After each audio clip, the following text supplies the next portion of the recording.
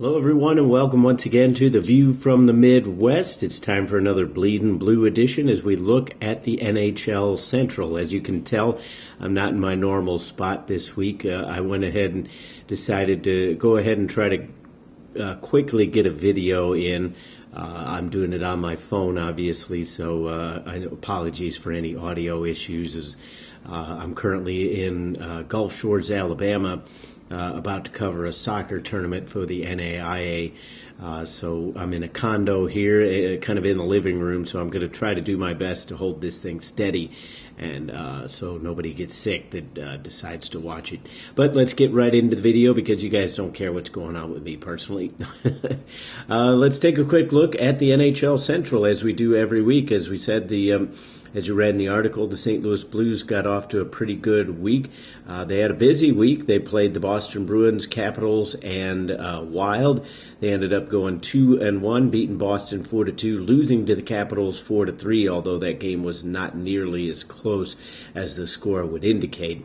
And then they lost to the Minnesota Wild, beat the Minnesota Wild 4-3 in a shootout victory with David Perron getting the game-winning goal in that one. Moving right along, the Chicago Blackhawks had a rather poor week by their standards. They lost to the San Jose Sharks 2-1 back on Wednesday. That was on the road as the Blackhawks continued their circus trip. They stayed out west the entire week. They beat the Anaheim Ducks by the score of 3-2 and then fell to the Los Angeles Kings 2-1. Coming up this week, Chicago is going to have a game against the Panthers. That is coming up on Tuesday. That'll be their first home game in quite a while, their first home game since Sunday, November 13th, so they will return to the friendly confines of the United Center for that one.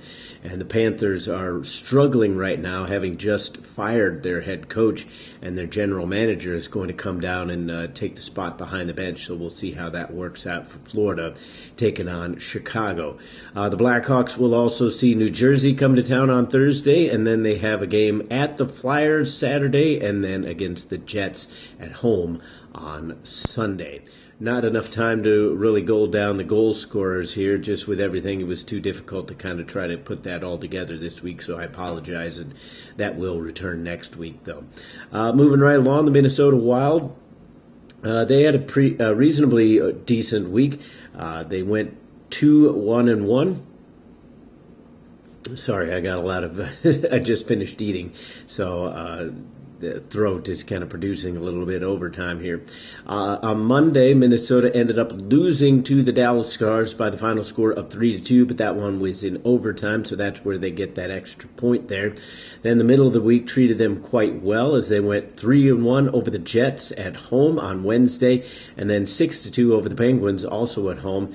And then, as we mentioned, that 4-3 loss to the Blues on Saturday. Coming up this week for Minnesota, on Tuesday they're going to be at Vancouver, then it's over to Calgary, and finishing the week at the Edmonton Oilers, as they will have their first Western Canadian swing of the season. The Nashville Predators continue to be one of those kind of teams that are just up and down all season long.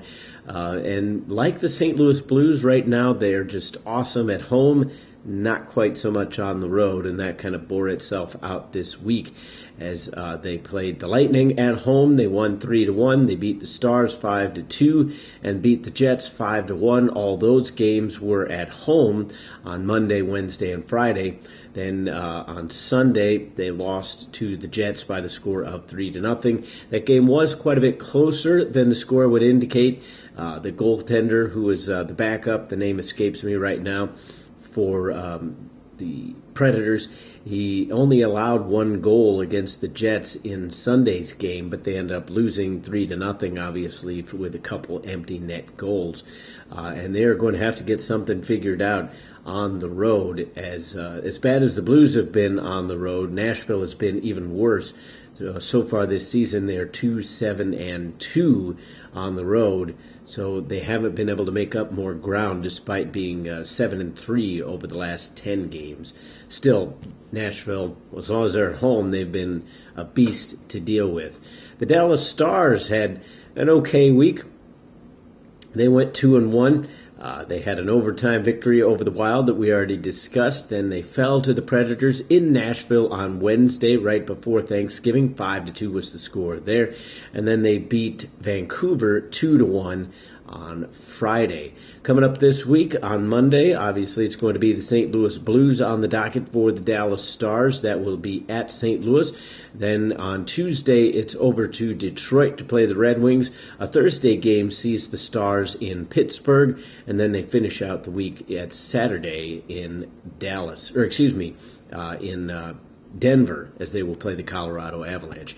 And speaking of the Avalanche, they had a rather unproductive week as they just continue to have some growing pains right now under new head coach Bednar.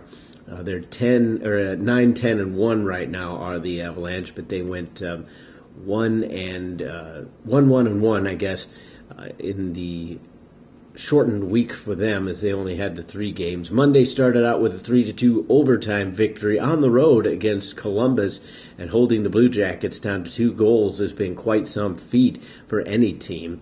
Their defense didn't fare as well in the other ones, though. They fell 6-3 to the Oilers in Denver on Wednesday, and then after the holiday break, they lost 3-2 in a shootout to Vancouver on Saturday. Coming up this week for Colorado, it's going to be the Predators, Blue Jackets, Stars, and those will all be at home.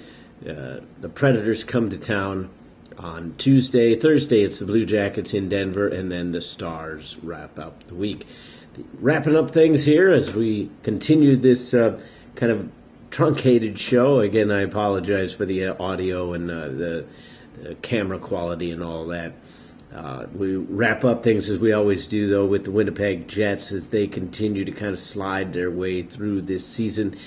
They had a real good start, not necessarily the opening week, but after that they had come alive. They were doing very well, but in their last 10, they're 4-5-1, despite them winning their last game. We'll get to that in just a moment.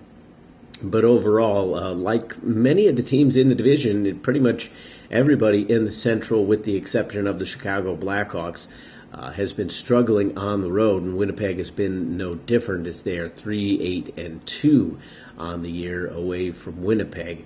And that did not help them out this week as they spent a good deal of it on the road.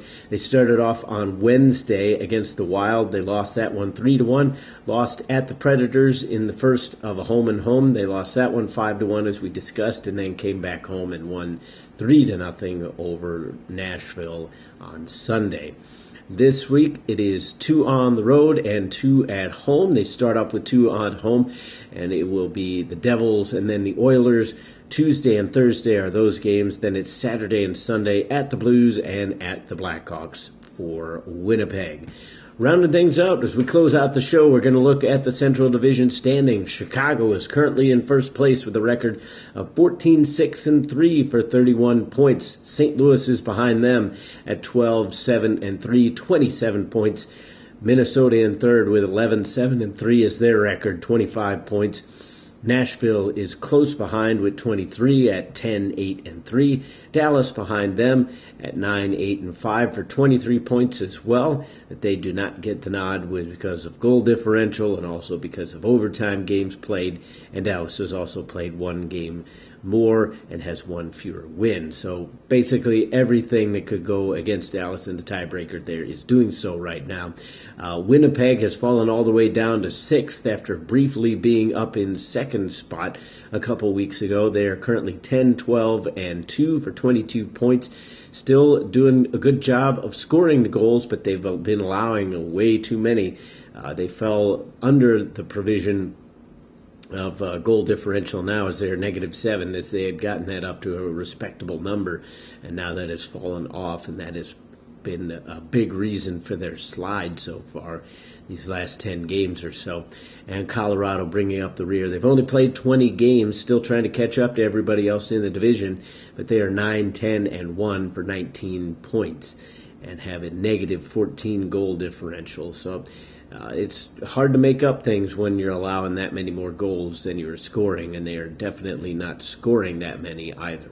So that'll wrap it up for the View from the Midwest. Again, apologize for any issues that kind of make this one a little bit different, but hey, maybe it's a little bit more special that way, as we ended up getting it in, getting it done, getting in the news out there for you.